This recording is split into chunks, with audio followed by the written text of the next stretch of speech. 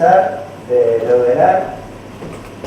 Bueno, yo soy Juliana Herbert, de la Universidad Federal de Ciencias de Salud de Porto Alegre, y estamos aquí con 23 alumnos del curso incluso, que están por ahí. Yeah. Bueno, pero después de las charlas muy interesantes que tuvimos hoy por la mañana, nuestra idea, de Sebastián y yo, es presentar como una nueva visión un poco de cómo mirar la ingeniería de software, ¿no? Entonces, con esto de la base en evidencias. Entonces, vamos a estar hablando aquí de, bueno, de la ingeniería de software basada en evidencias, ¿no? Métodos ágiles, y después un poco de las evidencias y métodos ágiles. Pero bueno, la cosa es la siguiente, es que tenemos una serie de modelos, de frameworks, de metodologías y ciclos de vida y otros conceptos relacionados a la ingeniería de software. Hay un montón de cosas diferentes siendo propuestas a cada momento, y la verdad es que a veces es un poco complicado como pensar exactamente cuál de estos puede ser utilizado en su tipo de proyecto, en su tipo de equipo, en el tipo de contexto que tenemos nosotros, ¿no? Entonces, como todo se queda muy complicado, volvemos entonces a un consejo del Karate Kid, que el señor Miyagi dice, bueno, a ver, cuando todo esto es muy complicado hay que volver al básico. Y el básico en Karate Kid es volver a respirar. En el caso de ingeniería de software, la idea es que intentemos pensar por qué estas metodologías, modelos, ciclos, frameworks, etcétera, fueron propuestos. Para generar valor. Y este es nuestro básico, generar valor, ¿no? Bueno, les cuento una historia de una princesa que era muy triste y su padre, el rey, por supuesto, estaba muy preocupado con la hija, así como todos los padres, ¿no? Con los hijos que están bien. Entonces, ha propuesto un premio para quien pudiera hacer con que la princesa se quedase contenta de alguna forma. Entonces, mucha gente como que presentó varias propuestas, ¿no? Por ejemplo, con oro, con muchos libros, con juguetes, con arte, con varias cosas, y la princesa no se quedaba contenta de ninguna forma. Por fin, llegó un señor de una óptica y le dio un par de lentes, y la princesa se quedó contenta. ¿Por qué? Porque solucionó el problema que la princesa tenía, ¿no? A ver, Seba, ¿qué te parece? ¿Qué pueden ser los lentes de ingeniería de software? Bueno, algo que podemos hacer es usar ingeniería de software basada en evidencias que trata en general de preguntarnos primero en qué basamos nuestras decisiones, ¿sí? No sé si se preguntaron alguna vez, pero cualquier decisión que toman la están basando en algo, ¿no? La pueden basar en su educación o en su experiencia, que eso es lo más habitual, ¿no? Y si nos cae un problema y no tenemos experiencia en ese tipo de problemas, lo que hacemos usualmente es entrar a un foro o consultar a alguien conocido, ¿no? Pero imaginen que tienen un problema que es mucho más grande que solucionar, por ejemplo, una configuración del Apache. Un problema sobre cómo elegir una tecnología para un proyecto de 1 año o de 5 años. Entonces ahí, si nuestro colega le está errando, entonces el problema es muy grave, ¿no? Porque podríamos perder mucha plata o se podrían perder vidas. Lo que se hace en otras ramas de las ciencias es ir y consultar la investigación, ¿no? Es ver qué está haciendo científicos del área sobre el problema que yo quiero solucionar, ¿no? Y si alguien soluciona un problema parecido, entonces yo puedo traer la solución y aplicarla. Hasta ahí suena muy genial, pero no es tan fácil, ¿no? Porque en el mundo actual tenemos sobredimensionamiento de la información. Entonces, en general van a haber muchos investigadores tratando ese problema. Entonces, ¿cómo decidimos cuál de las soluciones aplicar? Podemos agregar, ¿no? La agregación de evidencia corresponde a resumir de alguna manera. Yo podría agregar diciendo, bueno, de 6 estudios, 4 dicen tal cosa y otros 2 otras cosas, entonces me quedo con la solución de esos 4. Pero no es tan fácil. En el siglo XX, este señor que ganó 2 premios Nobel era muy fanático de la vitamina C.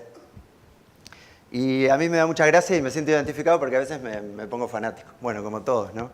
Entonces, él creía que la vitamina C podía curar la gripe, pero también curar un montón de tipos de cáncer y, sobre todo, prolongar la vida.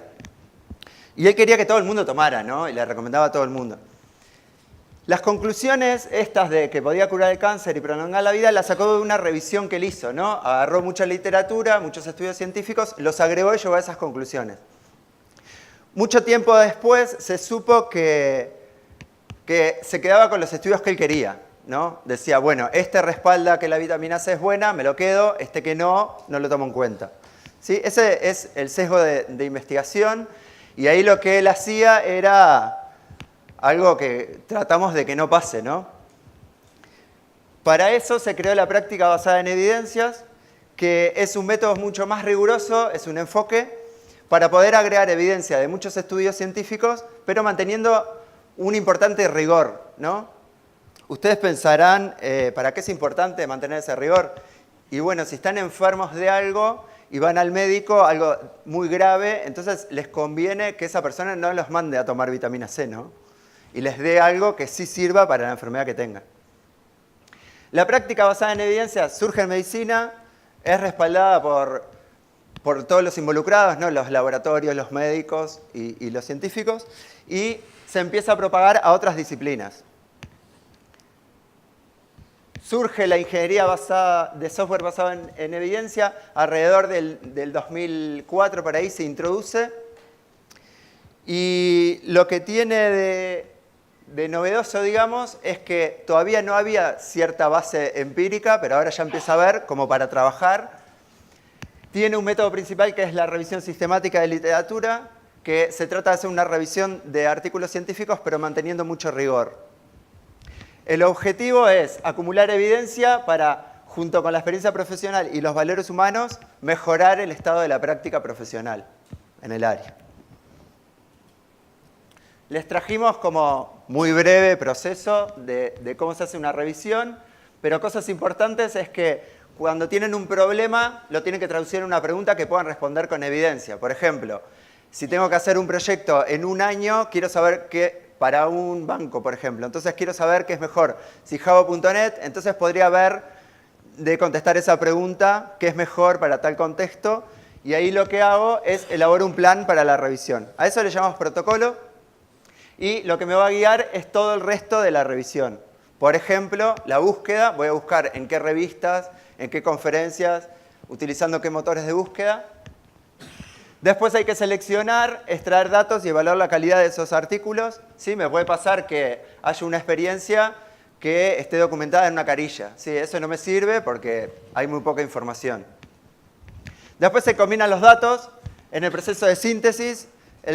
La síntesis puede tomar muchas formas, hasta estadística, pero la que vimos recién de contar es una de las formas de sintetizar investigación. Y después se concluye, por ejemplo, se pueden discutir los resultados y se informa a la comunidad y a los interesados. Este es el proceso que usamos, y entonces ahora lo que vamos a hacer es, Juliana nos va a contar un poco de evidencia de métodos ágiles. Bien, hablando un poco de métodos ágiles, que en verdad creo que la mayoría conoce, pero la idea principal que tenemos en los métodos ágiles es que en vez de que utilizamos el modelo predictivo, en que tenemos un conjunto de requisitos definidos al inicio del proceso, que pasa por varias fases, por varias actividades, para generar entonces un código, un software que pueda ser utilizado al fin, y que al mismo tiempo tiene un alto grado de incertidumbre en el inicio del proyecto y también un alto riesgo que va a disminuir más en el fin del proyecto. La idea de los métodos ágiles es que podamos disminuir los riesgos a lo largo del ciclo de vida y así también el grado de incertidumbre. Entonces lo que ocurre, y aquí tenemos el framework Scrum, que es más conocido por todos, es que tenemos sí el conjunto de requisitos definidos en el inicio del proyecto, como en un Product Backlog, por ejemplo. Tenemos varias iteraciones que van generando incrementos, cada incremento es validado con los usuarios, por ejemplo, y ahí vamos disminuyendo los riesgos y inspeccionando y definiendo, adaptando la metodología de acuerdo con lo que está bien, lo que está marchando bien en el proyecto. Bueno, considerando evidencias en métodos ágiles, considerando lo que Seba había comentado de dónde buscamos las evidencias, ¿no? Buscando entonces en journals, por ejemplo, presentamos acá un estudio terciario. ¿Qué es esto? Es decir, es un relevamiento de varias revisiones sistemáticas que fueron realizadas entre los años de 1990 a 2015. En estas revisiones temáticas fueron utilizadas entonces las guidelines de Kitchenham, que fueron también comentadas ahí por Seba, ¿no? Y en este caso se definió una estrategia de búsqueda con base en palabras clave. Y a partir de esta estrategia de búsqueda se llegó a un total de papers de 1083 papers. Bueno, como una vez que se fue definido el protocolo, fueron definidos también criterios de calidad de evaluación de estos papers. Por ejemplo, se evalúa la cuestión del sesgo, ¿no?, que se puede tener. Es decir, se evalúa si el protocolo fue bien definido, si no fueron elegidos solamente los papers que estaban relacionados en la revisión sistemática para probar una determinada idea, como el ejemplo de Linus Pauling que se ha presentado. Bueno, a partir de estos criterios se llegó a un conjunto de 28 papers, entonces, en esta revisión. La mayoría de los papers estaban relacionados al Extreme Programming y a prácticas de Extreme Programming. Es decir, aquí estamos comentando de 40%, aunque varios otros modelos, otros métodos también han sido comentados y comparados, ¿no? Pero, a ver, ups. ¿Se me puede usar, por favor? Yo creo que, bueno, está. Y entonces, y de los asuntos que han sido tratados en estas revisiones, estas 28 revisiones temáticas, tenemos un conjunto bastante amplio acá. Por ejemplo, relacionadas a la adopción de las prácticas ágiles, a las prácticas ágiles en sí, a la comparación de usabilidad y el contexto ágil, ¿no? Ágil en sistemas embebidos. Entonces, como que la amplitud de asuntos aquí es bastante grande, aunque haya una concentración más amplia en las prácticas específicas. Pero una cosa más que llamó... Oh, no va. Gracias. Pero una cosa que nos llamó bastante la atención acá es que si comparamos los 28 artículos, los 28 papers, y referenciamos específicamente los 5 que son más citados en la literatura, por supuesto después de ser publicados, el primero que fue más citado es de 2008 y tiene 1.265 citaciones, en comparación con el segundo lugar, que tiene 182 citaciones después en la literatura. Entonces, claro, algo que como que nos llama la atención, la idea es examinar un poco más. Y Seba va a comentar un poco de este paper específico. Este estudio del 2008 es muy interesante porque es una revisión, como les contábamos, de estudios empíricos, ¿no? De estudios o experiencias que habían tenido investigadores. Y empezó seleccionando 2.000, pero se quedó con 33. ¿Y cuál es la idea o el resultado de esta revisión? Es que ellos usaron criterios de confiabilidad, pero llegaron a resultados que para esa época eran bastante sorprendentes, que por ejemplo para tener éxito con las metodologías ágiles había que estar enfocado en los factores humanos. Sobre todo, había evidencia fuerte para decir que había que lograr un alto nivel de autonomía individual, pero asociado a un alto nivel de autonomía de grupo o de equipo, ¿no? Que no solo el equipo tenía que ser autónomo e independiente dentro de la organización, sino que cada individuo tenía que tener una cuota de autonomía, ¿no? Es algo que ahora sabemos para metodologías ágiles, pero en el 2008, hace 10 años, todavía no se sabía y acá ya había evidencia, ¿sí? Tienen como más datos por si los quieren ver ahí. Y ahora vamos a ver algo de la conclusión con Juliana. Bueno, y considerando esto, ¿no?, de las evidencias entonces en métodos ágiles, en verdad todavía tenemos pocas evidencias, pocas revisiones sistemáticas que fueron realizadas con un protocolo más riguroso. Y cuanto más evidencias tenemos, también tenemos un grado más alto de confianza en las evidencias. Estamos más cerca del hecho y más lejos de la opinión, ¿no? Pero además de la cantidad, tenemos también que considerar el próximo. Ay, ya fue. Entonces, la calidad también de la evidencia, ¿no? Lo que ocurre es que, por ejemplo, tenemos evidencias consideradas más confiables, las evidencias que son publicadas, por ejemplo, en journals, que son revisados por pares. Y las evidencias que son consideradas menos confiables están relacionadas, por ejemplo, a opiniones de expertos, a cursos o algunos reportes comerciales, que por supuesto tenían un sesgo bastante representativo. Y no necesariamente es porque nos están engañando o algo así, ¿no? Por ejemplo, los expertos a veces estamos hablando de un contexto muy específico, que es de la experiencia que la persona ha tenido. En los papers, en los journals, por ejemplo, en las conferencias, hay una tendencia de que uno esté hablando de una forma un poco más amplia, hasta porque el paper fue revisado también por un conjunto de expertos que es un poco más amplio, ¿no? Entonces, pero la cosa es que al mismo tiempo que tenemos esta diferencia entre el más confiable y menos confiable, el desafío que tenemos es que las evidencias que están también en este conjunto, que es considerado más confiables, son más complejas de ser entendidas. Y las que son menos confiables son menos complejas. Es más fácil entender, por ejemplo, en un curso, una opinión de experto, que a veces un paper. Y a veces entramos en el tema de que muchas veces científicos escriben para científicos. Y esto cuando estamos hablando de ingeniería de software específicamente está bastante mal, porque en ingeniería de software hablamos de un conjunto de algo integrado entre academia e industria. Y este evento específicamente es un ejemplo de este tipo de cosas, ¿no? La idea es que podamos trabajar de forma conjunta, porque nuevas ideas, es decir, nuevos métodos, por ejemplo, tienen que ser probados en proyectos reales, en equipos reales, en contextos reales. Y este tipo de cosas uno consigue, ¿a dónde? En la industria, ¿no? Entonces, claro, la integración aquí es muy clara, es fundamental, es esencial para el área de ingeniería de software. Ups, no.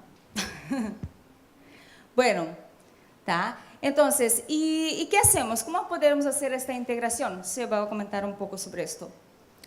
Sí, lo que nos interesaba dejarles como mensaje es que hay un movimiento de ingeniería de software basado en evidencias que acompaña un movimiento de práctica basada en evidencias en varias áreas. ¿Por qué es interesante? Porque nosotros cuando vamos al médico, como dijimos, si tenemos una enfermedad, nos interesa que ese médico haya visto en el mundo qué pasó, qué evidencia hay sobre la enfermedad que tengo. Pero cuando subimos a un avión, por ejemplo, no nos preguntamos sobre cómo se hizo el software en el cual estamos volando a 5.000 metros de altura, ¿no? Entonces, capaz que sí, la calidad está asociada a un montón de prácticas, pero también a decisiones que tomamos al momento de construir el software. Entonces, por eso está bueno considerar este tipo de prácticas. Lo que sí los queremos invitar es a que puedan participar en esto y entonces pueden, no sé si lo conocen, pero tienen el Timbó, que es el portal del Estado, en el cual pueden leer literatura científica, pueden ver las dos revisiones que presentamos y obtener información de ahí. Y también tenemos un curso de revisiones sistemáticas en la facultad y puede haber oportunidades de trabajo conjunto con empresas o con otros actores. La idea es empezar a trabajar en esto. Lo que sí está bueno es que, como hablamos al principio de la jornada, se percibe una brecha entre la industria y la academia. Entonces, no sé si ustedes se lo preguntaron, pero yo me lo pregunté. ¿Quién tiene que trabajar para achicar esa brecha? Y en realidad tenemos que trabajar todos, ¿no? Nosotros podemos hacer eventos y cursos y lo que sea, pero está bueno que también ustedes participen, por ejemplo, probando cosas que hasta ahora no probaron. Leer artículos científicos o tratar de incorporar evidencia en su toma de decisiones diaria. ¿Sí? Les vamos a dejar todas las referencias, creo que van a estar en las slides en la web, así que muchas gracias por ser público, ¿no?